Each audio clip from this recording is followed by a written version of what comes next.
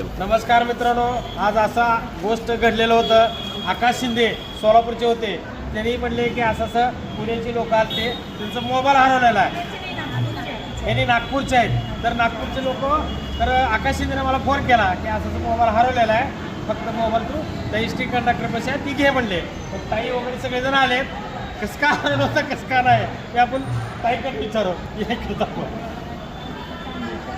बोला ताई.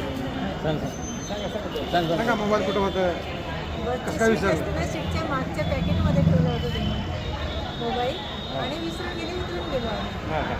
उतरल्यानंतर लक्षात आलं की मोबाईल कुठे आहे बघून बस सुटून गेली. तर ह्याने विचार काय केले, ते ट्रिप काढले होते.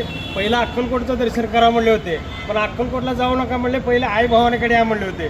आई भावानेकडे आले. आई भावाने पूर्ण सांगितलं होते की नागेश मारेपाशी मोबाईल भेटावा म्हणून. तर ह्याला मोबाईल मी द्यायला. थँक्यू व्हेरी मच, खूप धन्यवाद. तुमच्यासारखे लोक असे असतात. तुळजापर्यंत आमच्याला असं आहे, कुठला बी व्यक्ती असू द्या. लेकरं आहे ना आपण.